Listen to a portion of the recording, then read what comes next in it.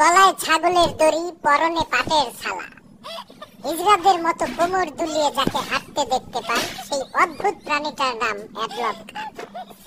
নামের দুটি অংশ দেখে বোঝার উপায় নেই প্রাণীটা মুসলিম নাকি অন্য কিছু, কারণ খান শব্দটা মুসলিম বংশীয় বোঝায় আর অ্যাডলফ শব্দটা খ্রিস্টান বা অন্য ধর্মীয় বোঝায়। সুতরাং আসলে সে কোন ধর্মের তা বুঝতে দেহ থেকে কাপড় সরিয়ে পরীক্ষা করা ব্যতীত সেকেন্ড কোনো অপশন নাই। এখন কাজের কথা কই।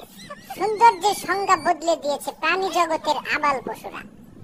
চেহারা নাই, সুরত নাই, পুরুষ না মহিলা বোঝার কোনো উপায় নেই, তবুও সে দেশের সবচেয়ে সুদর্শন পুরুষ হিসেবে পুরস্কার পেয়ে গেছে। অবিশ্বাস্য হলেও সত্যি, এই অদ্ভুত জীবটার নাম অ্যাডলফ খান। আমার কথা শুনে যাদের মাথা ঘোরায় তারা খয়ের দিয়ে পাঞ্চি বান।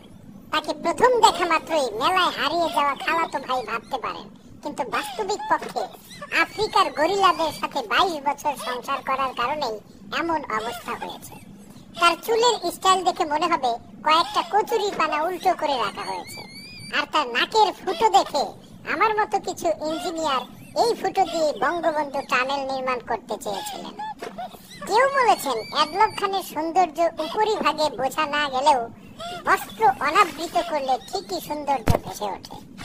তার হাঁটার ভঙ্গি দেখে আমিনবাজারের ময়লার কাকগুলোও থমকে দাঁড়ায়, আর তার কথা বলার সময় মুখের দুর্গন্ধে আমার পাশের বাড়ির পোষা কুকুরটা দৈনিক 3 বার বমি করে। অ্যাডলফ খান নিজেই বলেন, আমি সবার থেকে আলাদা। হ্যাঁ, ঠিকই বলেছেন, আলাদা তো বটেই। সে বলতে পারে না তার বাবার নাম, জানে না তার মায়ের নাম। ধর্ম কিংবা জাতি জানতে হলে একটাই কাম, তাকে করতে হবে উদাম।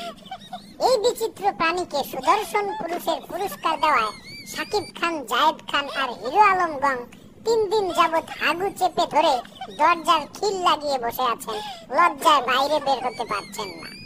এমত অবস্থায় কে বা কারা এই দুর্লভ প্রজাতির প্রাণীকে সুদর্শন পুরুষের পুরস্কার দিয়েছে তাদেরকে খুঁজে বের করতে সকাল সন্ধ্যা হরতাল ডেকেছে চাচাছোলা নপুংসক অ্যাসোসিয়েশন।